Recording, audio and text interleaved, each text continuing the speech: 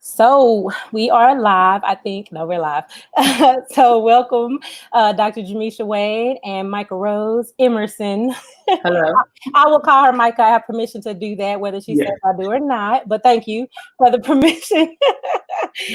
Start at zero. We are so excited to be here. Just talking about anti-racism in early childhood. Our mission is partnering with parents and caregivers to promote healthy early childhood development. That's a lot. So what that really means is that we're a home visiting program. All things are virtual right now. So we serve families through that. We also serve families by doing circle time, resource connection, just a whole bunch of different stuff. But you can check our website out and find out more information about us, because today we have a pretty big conversation. Micah and I talk about this like literally all the time, every conversation we have, because as Black mothers and aunties and community members and sisters, daughters, all of the things, it's just an ongoing conversation with us. So we're grateful to kind of have this conversation before you live. So I will talk about myself a little bit. I am a mom of 5 children. My oldest is 9, almost 10, and then my baby is about 4. And so this conversation today will be geared towards little ones, not just because my kids are younger, but because Start at Zero focuses on early childhood development as well. I'm a connector of people. I do not meet any strangers, and I talk a lot. So I'll try to do a little bit less talking, more listening. But hopefully you all will get to know us a little bit as we share our stories and our experiences with anti-racist work and early childhood. So Micah, who are you? How do you show up in the world? So my name is Micah Rose, and I am an auntie and a foster mom. So I'm currently co-parenting with my sister, and my niece lives with me generally during the school year and Monday through Friday. And she goes home on the weekends to her mom's house. And yeah, so she's been with me since she was 5. So we've been having these sorts of conversations for a very long time. And I was a foster mom, and I brought a baby home from the hospital, a white baby home from the hospital. So that even brought up more stuff. Yeah, a lot of people had a lot of things to say. A lot of people had a lot of things to say. And I'm still really connected to him and his family. His mom and I are very, very close and love her dearly. And even she and I have had these conversations and the baby, he's not a baby anymore. He's 2.5. He's going to be 3 in December. And she and I talk often about what it was, how for her it was like the best thing that he would go with a Black woman or a Black family. And it's just been a really cool experience, learning a lot about little ones and figuring out, kind of how to have these conversations and how to get their little minds like kind of wrapped around these gigantic subjects. So that's kind of how I show up. Yeah. So thank you for sharing. One of the things that I think is important to just mention is that a lot of people are entering a conversation at different points.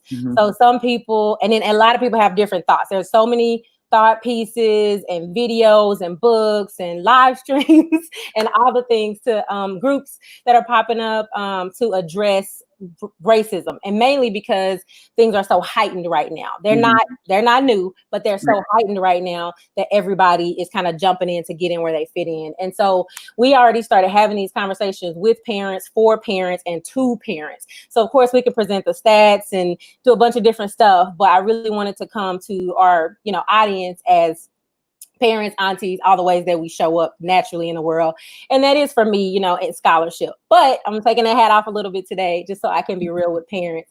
And I think something that really sparked this conversation for me even last year is people just don't know where to start. So they don't know where to start. And often they don't even know where to start as adults. So if we're adults and we're trying to have conversations with kids, right, where were you supposed to start? And a lot of people don't know that. And so it would depend on the age of the kid. It would depend on the parents' experience. There's so many things that it depends on. So I hope you hear that this is a starting place, a general conversation. Your case, your situation, your family is going to be different, but we are all living in a racist society. And so we have to have some tools to be able to talk about what's happening.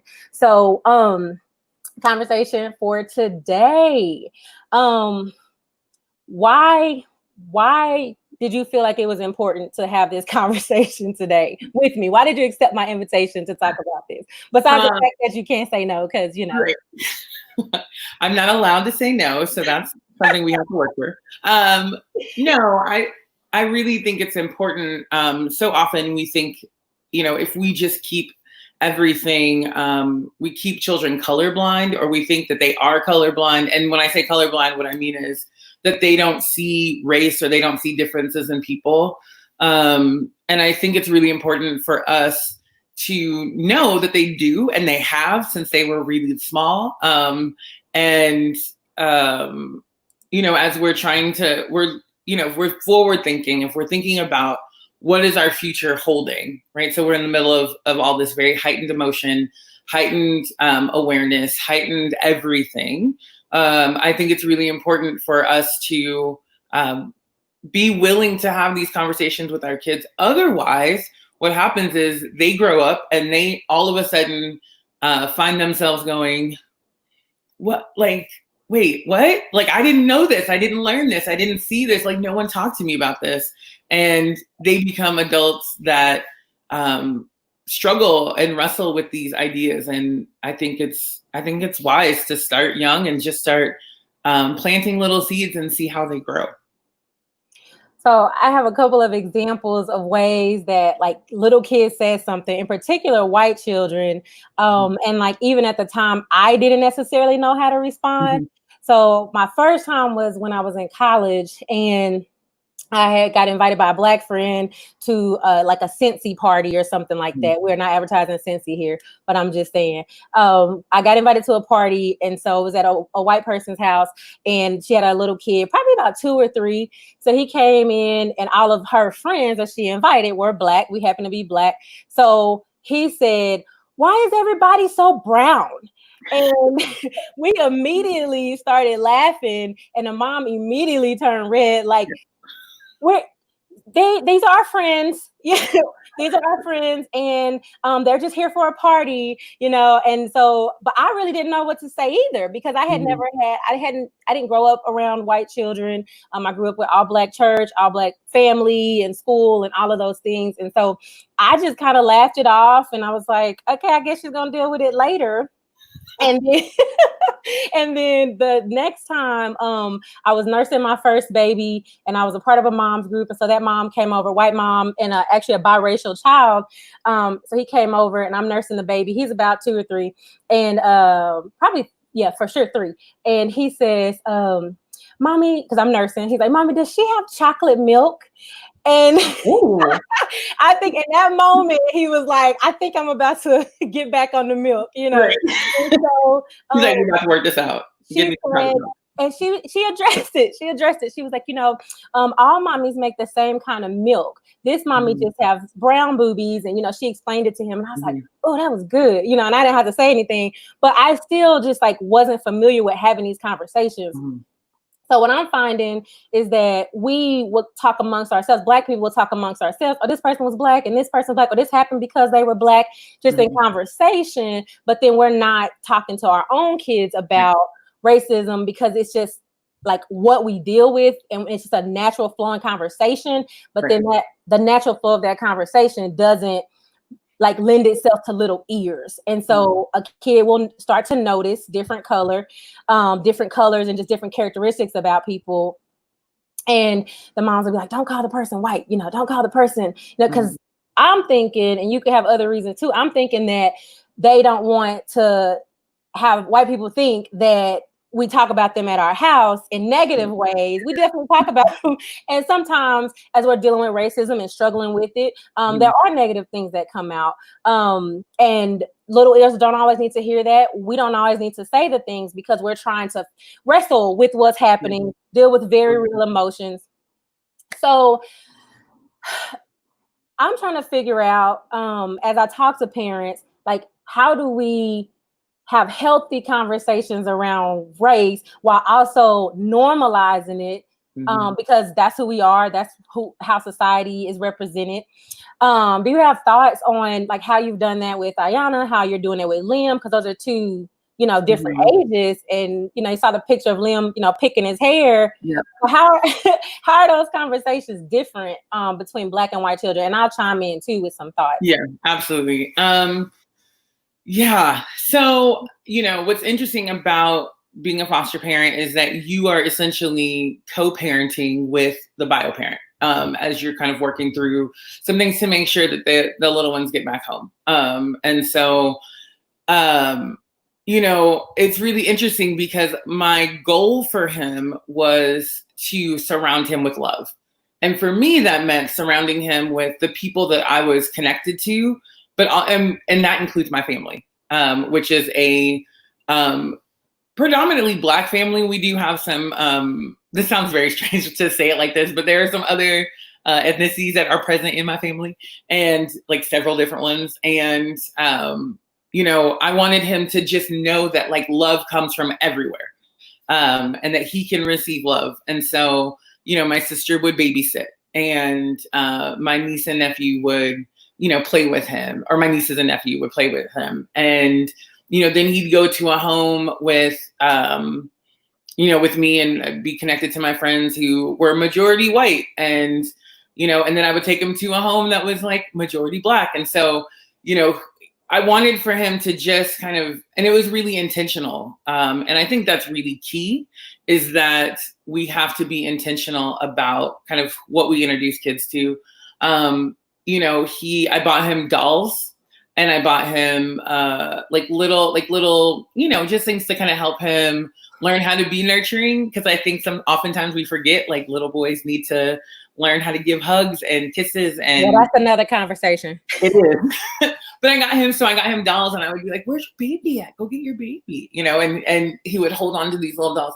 And I got him like a doll that looked like him, a doll that looked like Iona, a doll that looked like, some of our other people that we were connected to.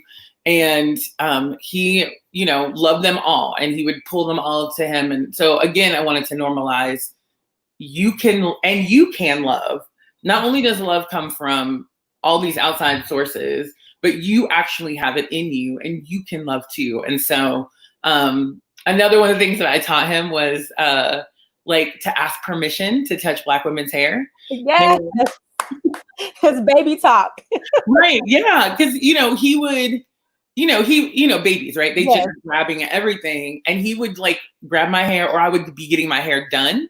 And he would always be like very confused about like what was going on with my hair. And so he would want to touch it and pull it and, all these things. And I would say, "Oh, you need to ask, say please." And so now when I walk into his house, or if he's coming to hang out with me, he knows that if he wants to touch my hair, or even Iona's hair, that he will say, "Please." And I go, "Yes, you may touch my hair." So one of the things that I know, and depends on the day how you might catch me, like a lot of Black parents don't want their kids to have white dolls. Mm-hmm. And a lot of that reason is because that, like, the world centers whiteness globally, centers whiteness. And so a lot of parents don't want their kids to have books that have white children in them, and dolls and toys, and watch shows, and like all of these things. And so, but it's important, like you said, as a baby, they see these different images. So you talked about being intentional with the people that he's around. And so I had pulled up a stat, like in a study of approximately 200 Black and white children from the ages of 6 months to 6 years, Katz and Kofkin, 1987, found that infants are able to non-verbally categorize people by race and gender at 6 months of age. And the thing with that is, and we're talking about hair, I would put my babies to sleep, when they were little babies, 6 months and under, and I would have my hair like this. And I'm like, okay, they're sleeping, I'm gonna wash my hair. And, so I can do that while they're sleeping. So they would get up, and I would have a bonnet on, or have my hair twisted or something like that. And they would be looking at me like, this is not the woman that put me to sleep. And they know that they know me. Yeah. But in that same way that babies begin to recognize differences, like the stat I just read, I got to bring some scholarship here. Sorry, said I wasn't gonna do it, but I had to. but they begin to recognize that. So I think it's super important that you're intentional, Yeah. Because sometimes I get why globally, because of anti-Blackness, we want to have our children be centered, have them be affirmed. Have our Black children be centered, be affirmed in their own home, because we know that the world is out, that the world is against us, and against them. But I think that, white children are also developing their own identity. Mm-hmm. And it's important for them not to be centered in books and TV shows and all of their friends. And they never see their parents interacting. And so, did you have any struggles with people feeling like, you weren't parenting him in the best way, or he was too Black or too white, or like, how were those conversations? Because I know I have some thoughts again. Yeah, like, what's interesting is that, being a foster parent, right? Like, obviously, this child is with me, right? So whether I birth a child or I'm adopting a child, like, I could have a white child or any other ethnicity, because there's no like, hey, you're Black and you can't adopt white children. I mean, there's nothing official about that. But that's, again, a whole different conversation. Yeah. But, I would wear him because that was important to me. That he feel me, that he know, all these different things. And, I had lots of conversations with people going, where'd you get that white baby? You sent me a picture and I was like, who is this? You said you got a baby. Who? This is not the baby I was expecting to see. Right. He's cute, but that's not who I thought. No, for real. Yeah. And, so lots of people had lots of things to say. Like I said earlier, like his mom, she chose me, which I think, I'm very honored that she chose me. And also, I think that speaks to her, right? Like it speaks to how she sees the world and how she's experienced the world. And, so even as a little one, she was exposed and had lots of lived in a Black neighborhood, had Black friends, and, grew up with Black kids and in her high school years and stuff. And so, that was not a thing for her to even think twice about. And so, yeah, just mostly it was white women would come to me and ask me how I got him. Or if he was mine.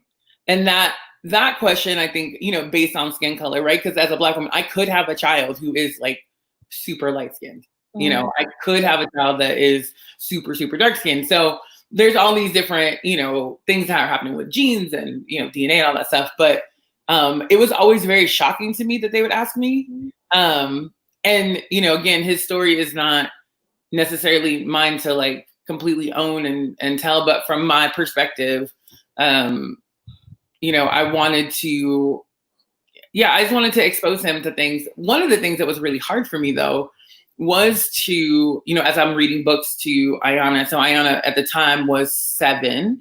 So I'm reading, we're reading every night, we're reading through books, we're doing all this stuff. And he would just, I'd wear him and he'd sit on my lap, or he'd sit on, in the little bumbo thing, while I would read to Iona, and he would play with his toys, or he would listen or whatever. And I found myself always leaning towards, if she picked a book, I'd be like, oh, that book has too many white characters.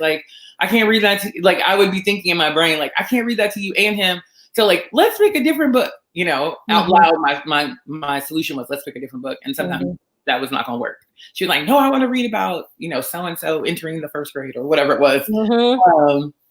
And it would be a book about a white child. So I started to just find books and find different things that had multiracial kids. And we did a lot of listening to different types of music. And these are these are little tiny things that I thought were important in terms of parenting. But yeah, I don't know if that really answers your question. I just think most people were really surprised. And so they had lots of questions. And no one ever said to me, but though I did hear them say this, say things to other people, other people would come back to me and tell me. But no one ever said it to my face, but oh, is he going to be raised in the hood, or is he going to be regular? Like, And define regular. right. And define the hood, because that's a whole Different conversation, right? Because, like when we think regular, right? So a lot of times regular is white by default. When we think of a regular family or a regular kid. And so that's really, that's one of the things that I wanted to just show people around, like, no, this is regular. This is super normal, that I would be caring for this child because I, love him like he's my own kid. And so, so that's kind of, those are some of the things that like popped up in terms of like people commenting on like parenting or whatever.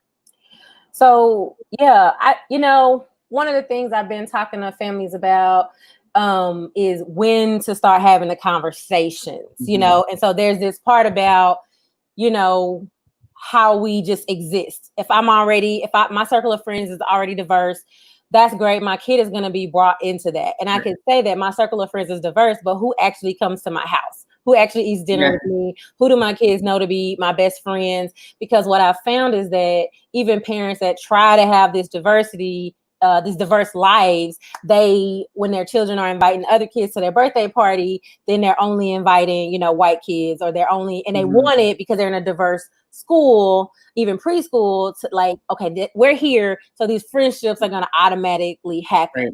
And it just doesn't. It doesn't, because kids begin to like sort things out. And so I think critical thinking is missing in society. And because we're not doing critical thinking, we're not able to help our kids think critically. So if they say, oh, this person is brown and they don't look like me, or I don't like that, I don't like their skin. We just like, oh, don't say that. Their skin is great. Instead of like also adding, how about you ask her name? How about you ask her their name? How about you say hello? Because those are like just critical thinking. So like, I don't just need to see somebody and then immediately do this. I need to kind of bring it back, decide that I'm going to say hello. And so some of those common courtesies are part of doing this work of anti-racism. That is not going to erase things, but that's part of doing the work. And so I was also talking to, like, the protests are happening. Protests are happening. There's videos. And so I've been on a couple of different statuses where people, right? I'm like, I don't know, I'm supposed to know this. But anyway, I've been on a couple of different groups and just a couple of different spaces. And it's kind of a debate. Like, how do we talk to our kids? What do I say to them? When do I say it? So I want to rewind to talk about the talk. So what is the talk that Black families have with Black children? And when do we usually see this talk happening? Well, I think the win is kind of like, there's different times that you have to sort of elaborate on the talk. So probably initially, I think as early as maybe like 3 or 4 people are, at least Black families that I know and Black families that I'm connected to, even my own family, we are having the conversation with, our kids saying, okay, so, you need to behave when we're out in public. You need to do this, because if you don't, this could happen. Like, someone could take you away, or someone could, whatever. So it's almost like this interesting sort of like, it's a little bit like a fear tactic to get them to obey. But also it is a safety, right? Like, I need for my kids to understand that they are not safe in this world. When they're away from me, or when they are, not in my home, like, there are all kinds of challenges that are going to be coming at us, and I need them to be close to me. And so I think that's the conversation that we start having. And then we elaborate on that as you get older. Then it's like, okay, you need to, we don't talk about this at school. We talk about this only at home. Or, as they sort of get older, those conversations happen. Yeah, I was thinking about going to the grocery store with Black moms. Don't look at nothing. Don't touch nothing. Don't act like you want. When we go in this store, And again, and when they act up, I've had so many people, and I don't always know what, I didn't always know what to do with it. But my children, probably because they're a little bit scared. We're a military family. I'm a firstborn. I will say that we're a little bit stricter than other families. Sorry, kids, but we just are. But because of that, we kind of keep, we run a tight ship. And so our kids are really well behaved in public, like at meals and, at dinner and things, and then you have a window because you got to get out of there because, you kind of like timing it and waiting on somebody to melt down after the food is gone. Give me the receipt. Let's go, But like you said, the fear is that they're going to misbehave and not only embarrass me, but embarrass me because I'm a Black mother. And the assumption is that Black children are out of control. They're wild. Savages is also what people have used. They wouldn't say those words now in that way. But because of that, we are hypersensitive to anybody saying that our kids are misbehaving. And so we over penalize them because of that. And so I think that some of us have decided we don't care. Oh, here's a child walking in now. I think some, hi, Joe. I was not expecting to walk in. I think, where's your father? Go back with your dad. Okay. Good night, buddy. I love you. Real life. It will be Joe. Yes, real life. I saw the door creeping in open, and usually Jordan trying to look at me like and then mess me up. But that was Joe. So anyway, life. So what I was saying, I don't even know what I was saying. But I was saying was like we over police our own children, and so now in a response to that, we were watching a video, and we won't post it because I don't agree with it. But and I'm sorry, I'm really opinionated, so I have a lot of things that I'm pretty strong on. But it was a video of a mom that had shown her children the recent killing of George Floyd, and so she said she didn't show them the whole thing; she just showed them a little bit. But they were immediately just went off the handle and then crying and saying like, why can't we just be treated this way? Why can't you treat us with love? And we're just people like everybody else. And so the mom, responded with, I needed him to know he is a Black man growing up, and I should probably meant boy, hopefully, because some of the things is we're putting things on our kids that they're not ready for because we're also not ready for them. So we're looking at our kids and we're immediately saying, he is going to be a threat. So I need him to know now what he's up against. So I can prepare him so that he won't be as much of a threat when he's out, even as a little kid. I'm getting kind of like, it kind of messed me up, and I'm remembering their responses, and it's hard. Yeah, it definitely, when I saw, obviously that video. And I actually have not even watched the full video. I don't think I will watch the full video. I've not watched any videos since Tamir Rice. That was the last video I watched, and I was like, we're done. I'm never going to do that again. And I think it's so interesting how, how we don't see trauma as something like that, right? So like even looking at that video for me is traumatic. And I know for a lot of my friends, it is traumatic. Yeah, and we are like in our 30s and 40s and 50s, right? Like I've got a range of friends. And so, to show it to a little kid to help them understand is, I think, not necessarily negligent. I don't think that, but I think it was too much. It's definitely inappropriate. Yeah.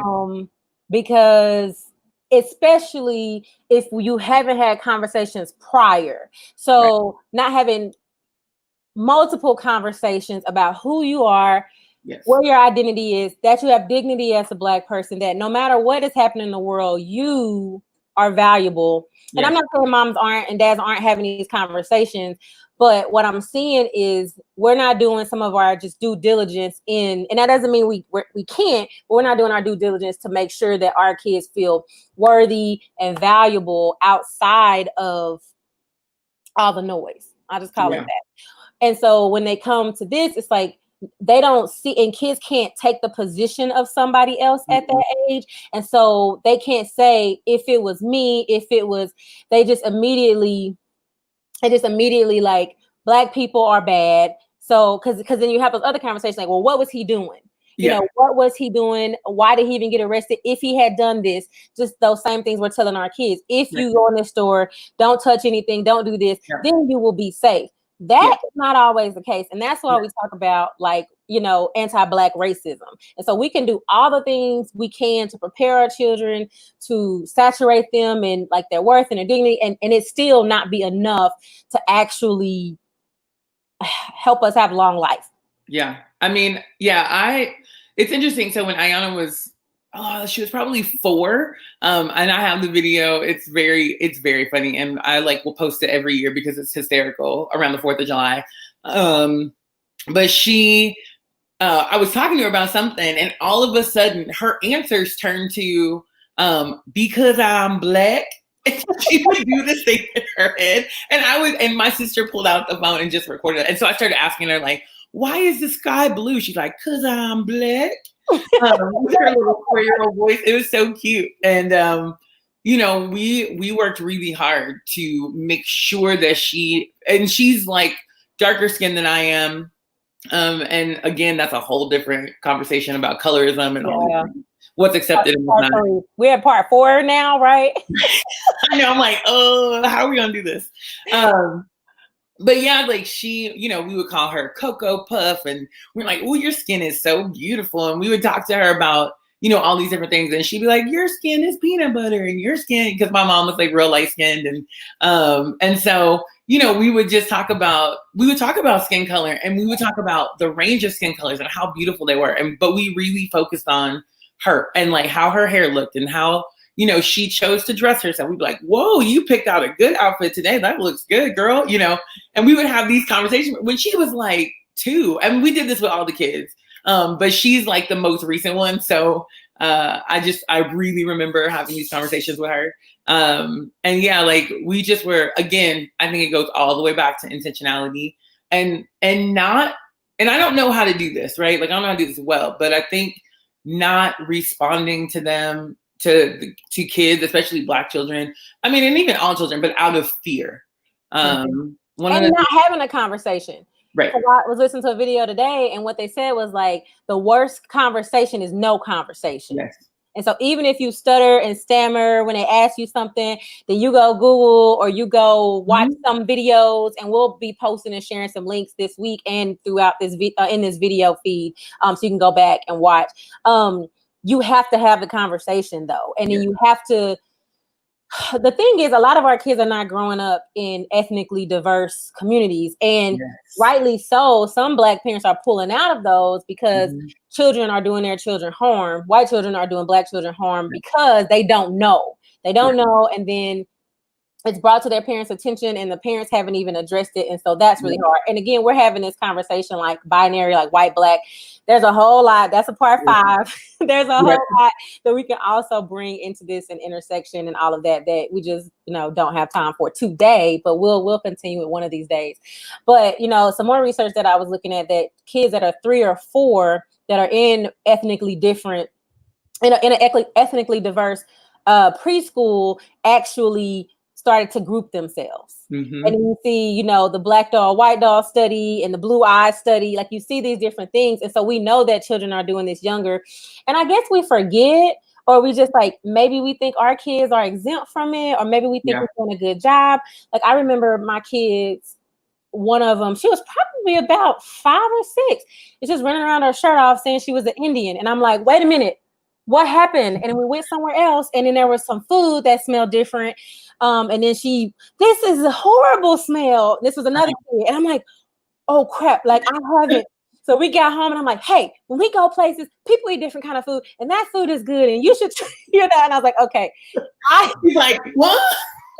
I know. They're like, mommy, what food? You know, they forgot all about the food that, you know, I'm so uptight about, because kids, they take on what we're given. And so that mom that said, don't worry about why everybody's brown, like they're just here in the house, you know, she could have said, these are her friends, these are Brianna's friends, and they're here to buy this. And then also said, you know, something, because I don't necessarily want people like, she's Black, isn't she beautiful? Like, I don't need that either. Because like another conversation. Part 6? Are we in part 6? So, you know, I struggle with feeling like people like they have to have a response that Yeah. is like always appropriate. Like it's not always appropriate. So when somebody tells you, hey, this is not, you didn't say this well, this hurt my feelings, this is actually racist, instead of saying, I didn't mean to be racist, I didn't know that was racist, Right. you can say I didn't know and I apologize. Yes. And then do better. Yep. Yeah, no, absolutely. And you know, I'm actually remembering when you were telling your stories, I like had one and then it like zoomed away and then it came back. But I was in Costco and again, I sort of live my life very sort of outward. And so I think this is probably on Facebook. If you're my friend, you probably have seen me tell this story. But I was in Costco and this little boy behind me was with his mom and it was a white family and he was like talking about me and I could tell and he was like, whoa, she's so tall because I'm 6 foot ish. And yes, I am tall. And he was like, oh, and her hair is so long. And I think I had like braids at the time. And, you know, it was, you know, I was fine with it. It was very whatever. And I turned around and I said, hi, how are you? And he said, oh, I'm fine. Like he was just this very sweet, very enamored with me. And I don't know if he had ever seen Black people or knew Black people, or if I reminded him of someone that he knew, you know, I don't know any of that.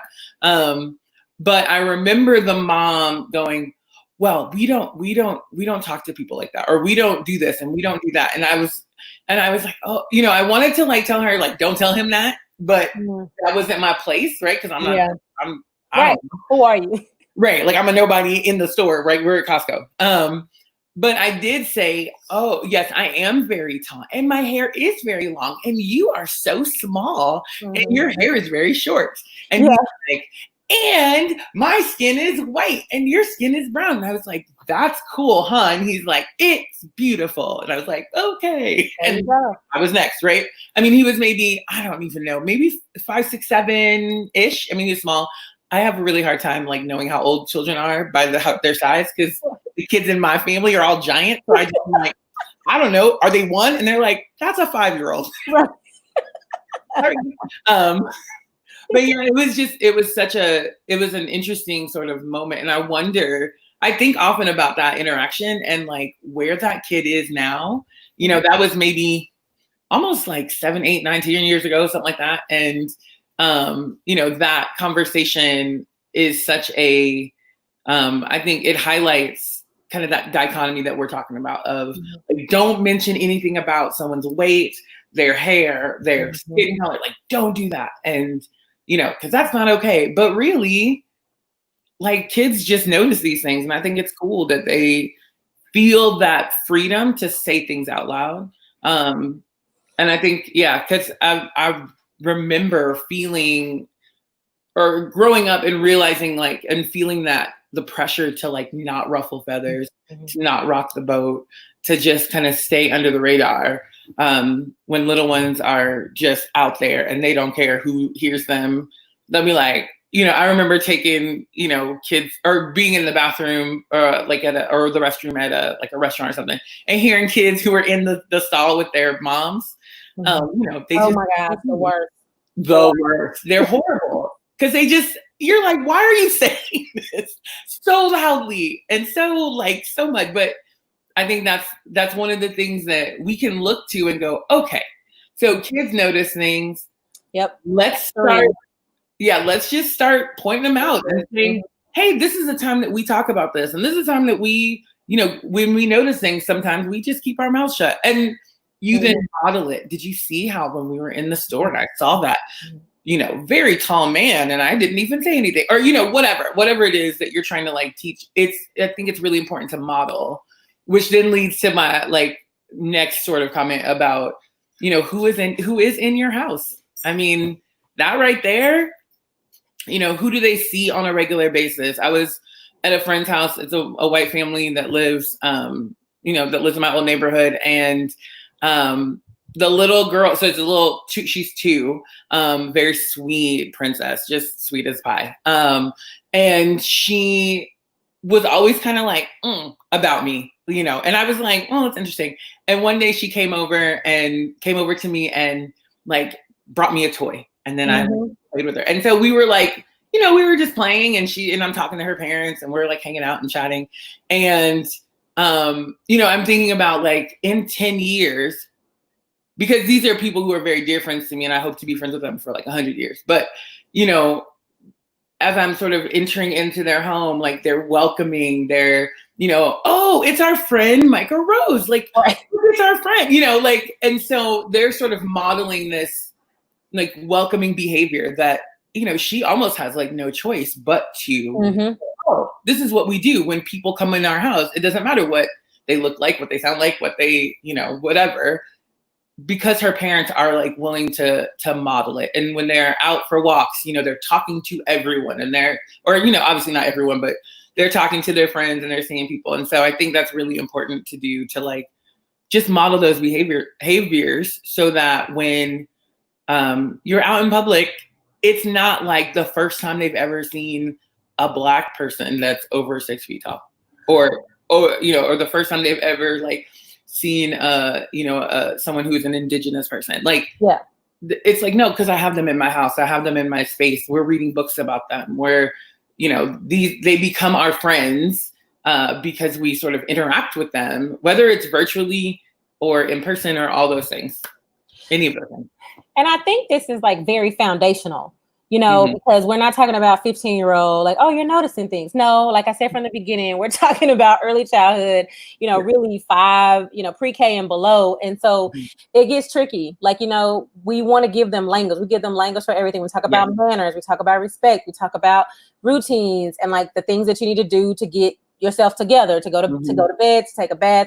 And so I think that those things are foundational, and a lot of us miss those things, those foundational things. Like a lot of what I learned was like, you know, fear of white people and like trying to be better than them and like different things like that. That's another conversation too, where we're 877 right, where you know, Black children are taught to work 2 and 3 times as hard just to even get looked at and noticed. And so that starts with that behavior that we talked about in the grocery store, even as babies in church, you know.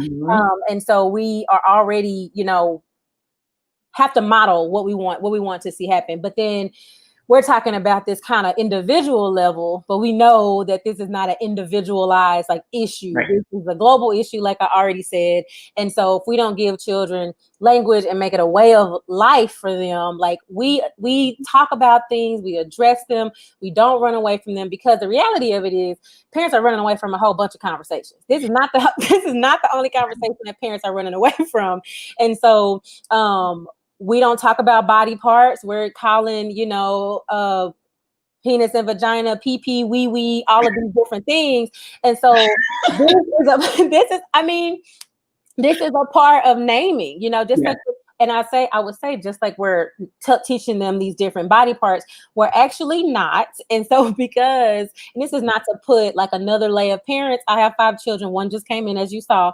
It's not to just like add another layer. It's to say, use the tools that you already have to begin to have the conversation. Like you're noticing things, you're watching things, you're watching this. Thank you. We're going to show some resources and some books and some different things like that. And like examine your own behavior. And some of us are like, I'm going to get to that eventually. I'm so stressed. I'm so tired. I don't have time to protest. I don't have time to call. Like I always want to call more the governor's offices and do the writing of letters and all of those things. And that's something I could do like all the time. I'm always on social media, and I've only done it a few times. And so we're to the point now, and it's been this way, but we're definitely at the point where we're like, there's no more excuses for how we can address things. So if people have questions, I want you to go ahead and drop your questions in the comments, and we'll try to answer a few of them, or else we'll just talk all day and all night, or we'll just get off the live and then talk. And so if you have any questions or want like more specifics, you can ask some of those in the chat.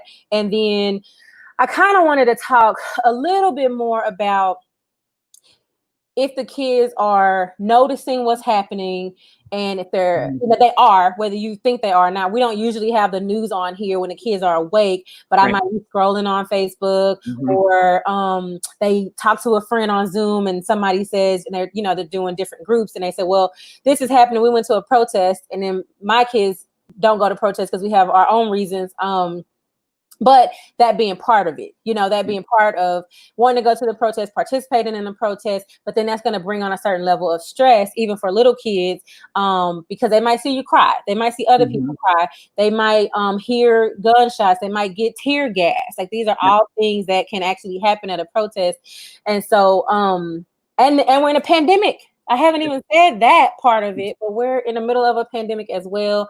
And so I think, you know, what do you do if you've kind of said too much to your kid and they're worried about it, they're concerned, it's eating at them? Some kids are just really sensitive to just everything, and it just magnifies that in them. And I'm thinking more of those 6, 5, 6, 7, because the little ones you can just kind of, you know, we already dealt with some of the conversations we need to have with them about books and meeting people and knowing people and being in your neighborhood, and honoring the different Black spaces that are around, by visiting them, by engaging in them. What are your thoughts on that? I think, you know, these are some ways that I've like not done well, that I'm trying to shift and change. But I think one of the biggest things is being willing to apologize to your kids, and be willing to say, you know, I'm so sorry that, you know, that mommy said this, or that auntie said this, or whatever. And I know that you're scared, and I want to be here to talk to you about it. And so, like, sort of even introducing and like naming what's going on with them. I know that it feels very scary to see, you know, to hear these things, or to hear mommy talking about these things, or hear daddy talking about these things. And that's like just one thing that I think is really important, is like learning how to apologize to your kids, and to actually like be sincere about it. And to the next thing is to like name their fears, and not dismiss them as like silly little things. But I think, you know, having the conversation, I mean, so Iona's 9. And she, again, I said she's lived with me since she was 5. And she's gone to 2 different schools with various people in them, and she notices everything. And so sometimes what'll happen is, like, I'll be talking to somebody and she's like playing, and then she'll like come up and be like, oh, like, or, you know, later she'll be like, you said this when we were playing. And I'm like, oops. And, you know, like, I'm thinking like she's not paying attention to me because she's busy playing, but she like hears everything. And so it's also just kind of being really aware of what you're saying and how you're saying it, and when you're expressing frustration, or, you know, whatever. And then, you know, so trying to figure out too, I'm trying to figure this out still. And I've had her living with me for 4 years, almost 5 years, but like, I'm trying to figure out like, what are the best ways to like interact with this? So like, she understands what's happening with George Floyd. She's like, you know, Black people aren't treated very well, and brown people aren't treated very well. And I'm like, yeah. And why do you think that is? And so just kind of pulling from her, and like figuring out where her brain is probably one of the things that I think is really important, to just kind of like understand at least where they're coming from, because, you know, as children, they make up their own ideas. I mean, I remember seeing someone on a bicycle, and Iona was like, they must be homeless. And I was like, what? She's like, because they don't have a car. And I was like, instead of being like, don't say that, that's rude, I was like, why do you think people without a car are homeless? Like, you don't have a car. Are you? And she's like, well, I do have a car. I was like, no, you do not. I have a car. You don't have a car. You know? And she's like, oh. And so just kind of getting them to process through, and being patient, because sometimes even, I don't know, I feel like oftentimes I can sort of like talk Iona's ear off, and she just like stops paying attention. But being patient, and like knowing that this conversation is going to like last for a while. and that she's going to have more conversations with her aunties and with her mama and with her, with her brother and sister who are 16 and 17. Like, they're experiencing the world in very different ways. And so, yeah, that's kind of, I don't know. That's kind of where I'm at with all of this. Oh my gosh, I'm doing it again with my corners, and I should have fixed it. So Angela's question, she said, I agree. Noticing differences is a great first foundation that is age appropriate for early childhood. When do you think the noticing can start applying to the larger systems? Like, can you share, some ideas about how young children start to notice systemic racism? I'm thinking specifically about my 5-year-old, and we were watching Static Shock. Did you watch that, Micah? You know that show? It's like a black superhero. Oh, yeah. I know Jordan watched it. I didn't grow up watching. I don't know, but we, that was like the most recent thing we watched, and basically a black kid and a white kid. Joseph, my son is 5. So we were talking about we're watching Static Shock, and a black kid and a white kid were friends, and then the white kid never let the black kid come over his house because he knew his dad was racist. And so he finally came over, and then the black kid heard his dad talking in the background, like, why is this kid here, and all those things. And so then it went through this whole series of the white guy having to ask the black dad, who was a cop, how can you help me find my son? Because he ran away because he didn't like that his dad was treating his friend that way. So he said, I don't want to be your son anymore. So I'm running away. And so we started having more conversations. We always have conversations, but we're having more conversations right now. And then, Joe said, is it like that guy's dad that was really mean, And so we were like, yes. And then he, got that in his mind. And then there was another instance in a book, and so then he had that in his mind. And so he's starting to notice that in each of these different places, people aren't being treated well. And so, and then how do we always talk to our kids about, if somebody isn't treated well, you don't just sit there and let it happen, right. And some parents have a philosophy that you do. It's not your business. Kind of keep it moving, let the teacher deal with it. Right. And so you end up like stripping the kid of their power, where they could very much be like, here's, I said, go talk to we tell our kids, go talk to the person first, if you can, and then if that doesn't work, you kind of go up this chain. And so when those things are on the kid, like, all of these things are happening everywhere. I have a response to them, but because they're happening everywhere, this must be a big problem. Right. So what do we do about big problems? And then you start to talk to them about my other kids are saying, we're talking about coronavirus. And so the numbers are going up, and then they're like, well, why didn't the president tell people to stay home? And it's like, oh, well, the president didn't do that because of this, and so then we share our thoughts about that. And then we share our thoughts about who actually has power, and why doesn't the president or whoever, they know Mayor Q, why doesn't he tell people to do this? And so they start to realize that there's people, there are players in a system. Yeah. Yeah. And so then the critical thinking, I said from the beginning, the critical thinking. So you're having this ongoing conversation. A lot of people want to have a one and done. This is not a one and done conversation. And if that's what you're here for, you can just go now, because that's not what this is. And so we're in it for the long game. And so I think that by talking about it and noticing it everywhere, and then connecting those dots to the different things that are at play at school, because you'll have kids that say, well, the brown kids in class are bad. And then I start to say, well, are they actually bad, or is the teacher picking on them? Like, and I wouldn't use that word, but it's the teacher noticing that they're doing more. And so there's actually a preschool study. I don't know if you remember this, but in the preschool study, they told the teachers that there was a problem in the class, that some kids had gotten into, disagreement, or there's an issue in the class.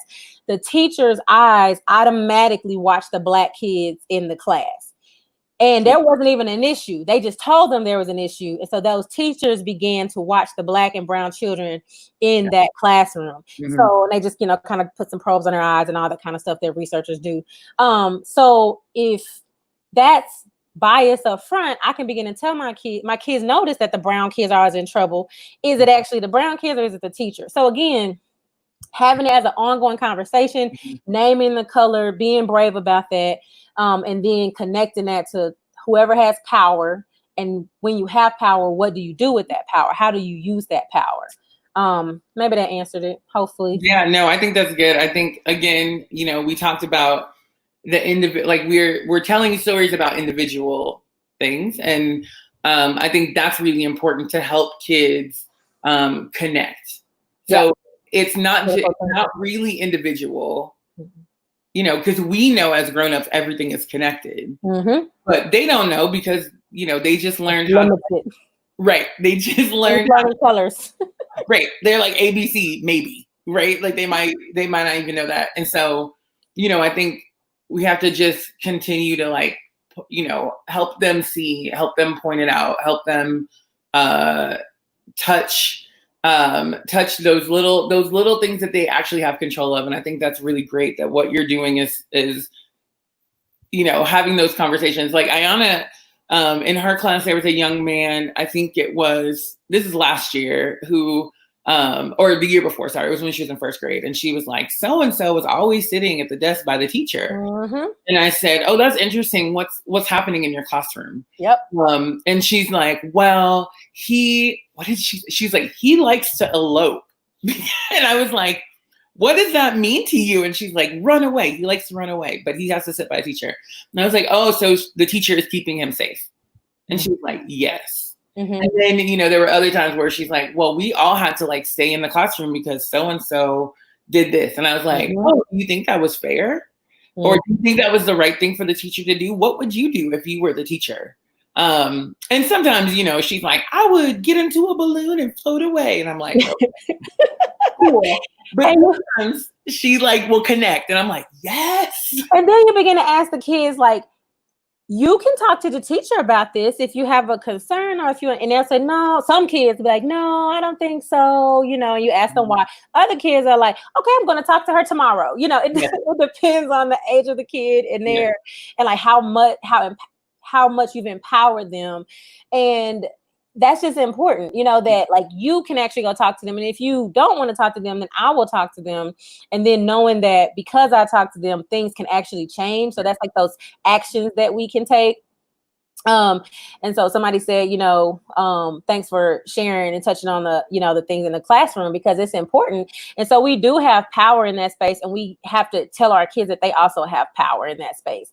So, and even now, we start to give kids choices. Do you want to do this or do you want to do that?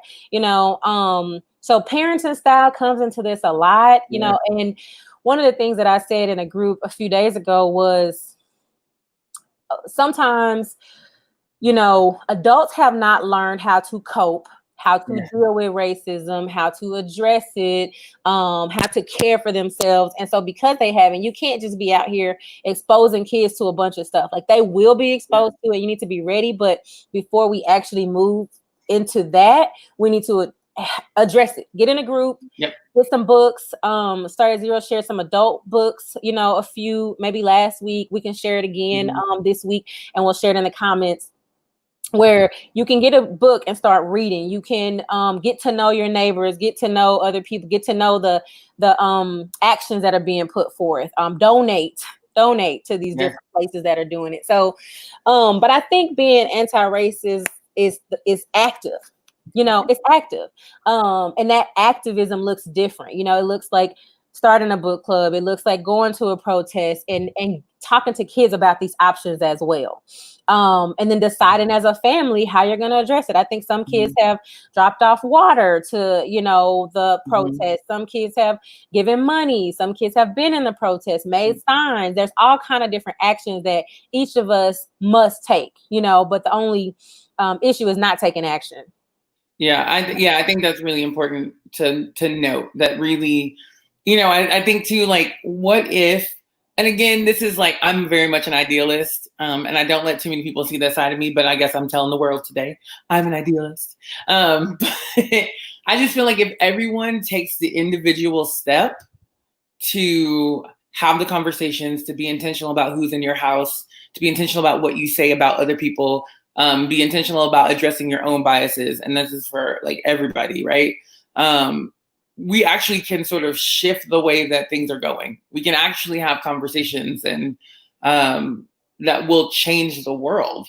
And I think it's if the individuals can figure out their own stuff, then we can actually come together and then we can start figuring out the big stuff. But I think part of the issue is that, you've got these people over here, they're saying these things, and these people over here, they're saying similar things, and like nobody is doing the work. And not nobody, lots of people aren't doing the work of that internal stuff, the stuff inside their home, the stuff that they can actually control. They're just spouting off and saying all these crazy things, and you're like you're not even in this, And so I think I just wanted to highlight that because I think that's really important.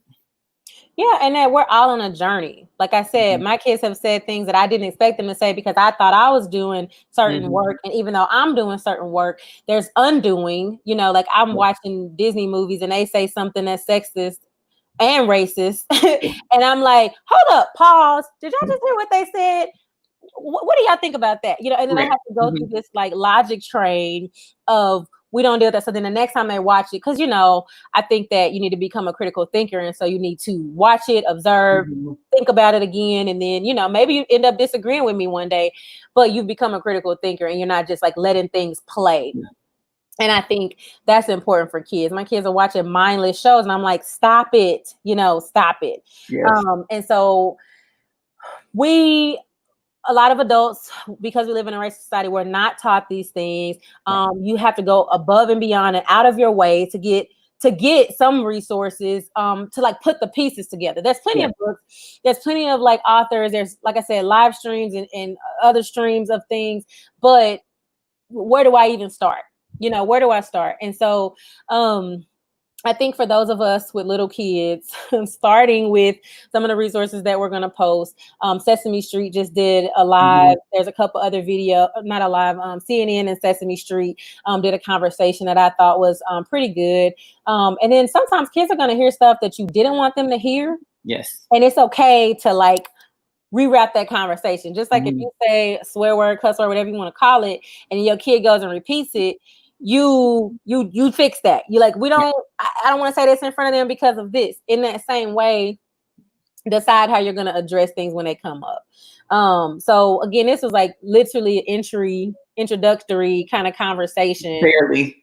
And so, but I think it's just, there's so much nuance in your parenting style, in the schools or the daycares or the caregiver that your child has, the grandparents, because some grandparents, I know some people that have disowned their families because they're not about their life. And so they disown them. And so then what do you do with that? Because now you're cutting off your support system. And is it worth it to you to make those sacrifices? And if you choose to stay engaged, how do you do that without harming your children? Because it is a type of harm, especially if you have Black children that are experiencing racism and white children that are not learning to undo the damage, the historical damage.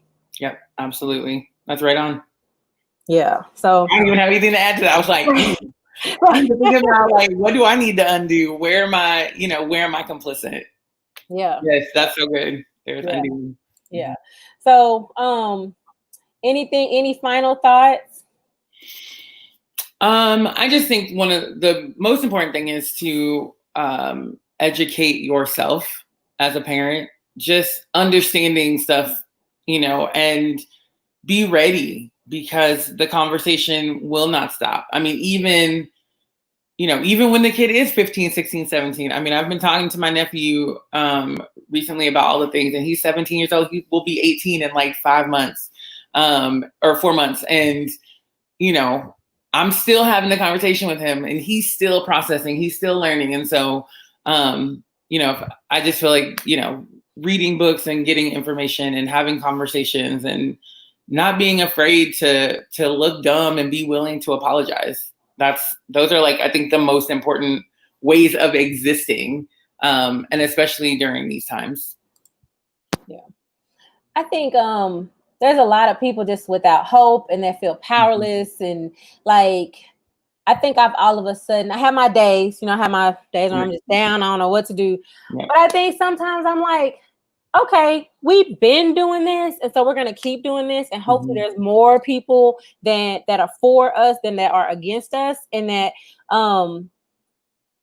we'll just keep going, like we'll take our time to rest, reset, grow, learn, and then get back out there. And so I think my last word is just like, don't punk out, you know, like there's just so much work to do in so many different ways. And like, allow yourself to be stretched, you know, as a parent, caregiver, but also like show up as you are. You know, if you're one that connects with people in deep conversations over coffee and all that, do that. If you're one that's ready to fight, tear the house down, then go do that, you know. And so use like your natural, and then notice that about your kids. Some of your kids are going to cry every time they hear something. Some of them are going to be ready to fight. I have 5. So 2 are, you know, 2 are this way, 2 are that way. One I'm still trying to figure out. And so for those kids that need a space to be angry, be physical, you know, teach them how to do that.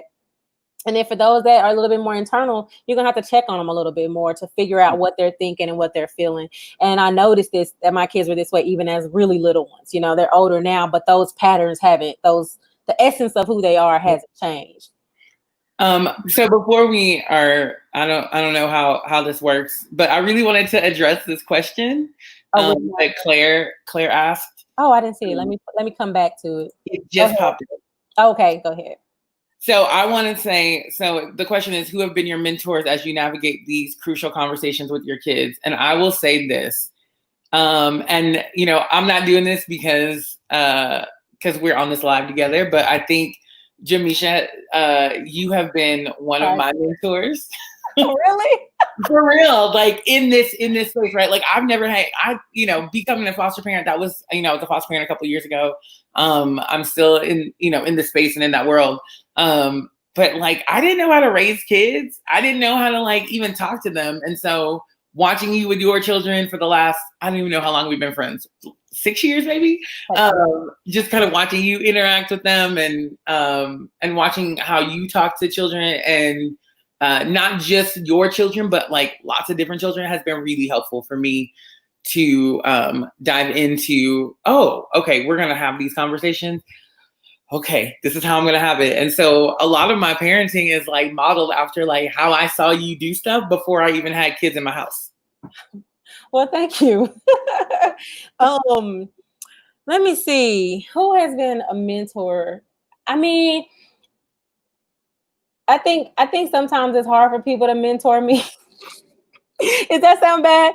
But I think there's been some peers that have led. And so I think the peers that have led me, my friend Micah, she is great. And I think I'm also a person that puts like the pieces together of different things. Yeah. And so I think the way that you, Micah, even are like willing to have coffee with any and everybody, I'm like, nope, I'm not having coffee with anybody because they're not ready for the real and I'm not ready to deal with it and it's too much.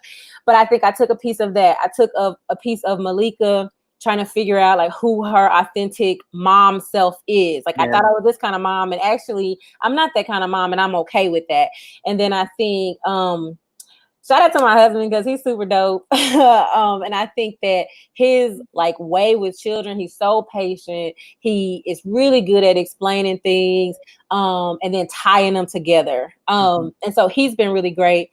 And then let me see, one more person. I think because I haven't seen white people be so bold in conversations with their kids, I'm gonna roll them into one because we all like a package. But like Shannon, Elizabeth, and Katie, they're just bold with their kids. And I think I've needed to see that from white women. And I didn't grow up with that. And I didn't have any examples of that led me. And so they're definitely, they're all older than me because I'm the baby. But they've all like led me in those conversations. And I've been encouraged that if they can do this, and I've been walking with them, been friends with them for Elizabeth, probably 7, 8 years. No. Julia is, so 9 years. And so from the beginning, and then now there's been like huge growth, huge like depth of understanding of who she is, who her children are, white socialization. And so definitely follow her. She gives a lot of information. Oh, and Tasha too. She's been helpful. I got a whole bunch of people. So I'm in a lot of groups. And I think just find your people, and I found these people over time. All of these people I've been in Kansas City 10 years. I just hit 10 years. And so it's been happening. Okay. So I guess I don't have any other comments. Coco, Courtney, thank you. But thank you everybody for joining us. We're going to sign off and we'll be back with part 2 through 8 shortly. All right, check out our page. We're going to have a parent cafe tomorrow. You see it across the bottom, but it's just going to be more intimate where we can talk to each other about these conversations. And I definitely think we're going to need to have more parent cafes that are centered on having hard conversations with kids, specifically race, death, protesting, viruses, and the results of that. So yeah, join us tomorrow. So thank you all. And we'll see y'all soon. Bye.